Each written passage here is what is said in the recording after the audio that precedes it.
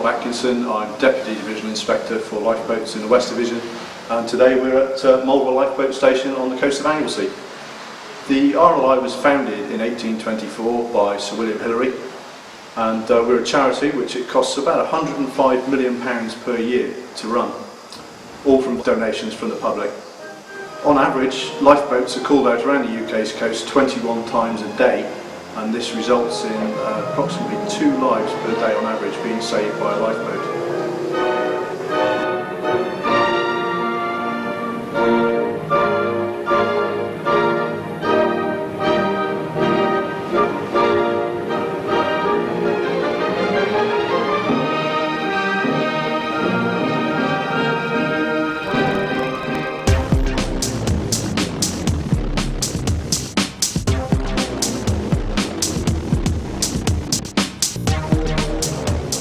The lifeboats sometimes have a full-time man at once at a station. Mostly they're crewed by volunteers who will drop everything to come to your help, night or day, whatever the weather. We aim to cover the UK coast and respond to any incident up to 50 miles offshore within 2.5 hours. The lifeboat fleet ranges from the 7 class lifeboat, which costs about £1.8 million, 25 knot boat, all weathers, down to the smaller inshore lifeboats such as the D class, which is crewed by 3 people. And the advantage of these boats, they're a lot quicker to respond and launch.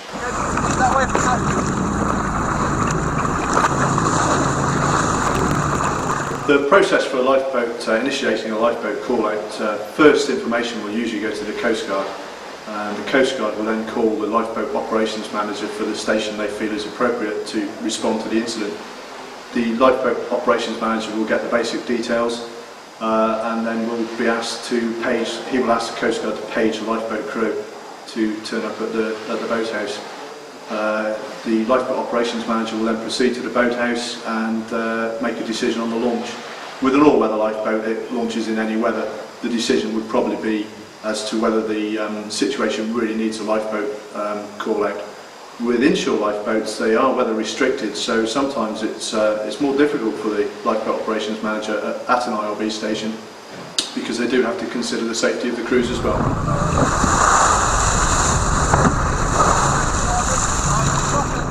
As soon as the lifeboat is launched, you will hear them checking in on the radio with the Coast Guard to inform them of crew numbers, perhaps an ETA, just to make sure that all the position details and information the Coast Guard has passed is correct to start planning for a search. During this time we might also consider that the other resources might be needed. If the Coast Guard hasn't already sent a helicopter, we might ask them to send a helicopter, or if it's an inshore lifeboat working in conditions on the borderline, they might also ask for one of the neighbouring all-weather lifeboats to launch just for backup.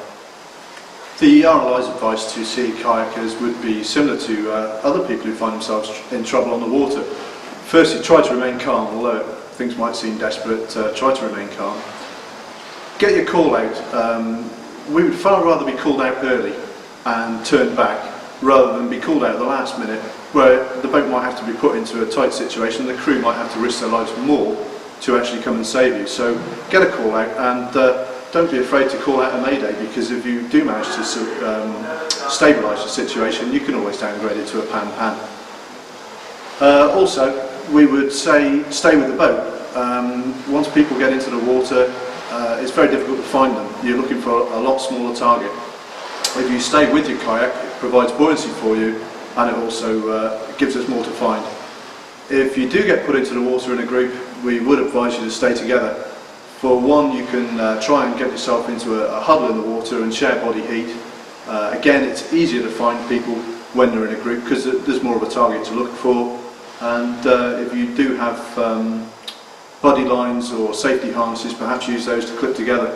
Once you actually see the lifeboat, that's the time to use your smoke flares or handheld flares to pinpoint your position.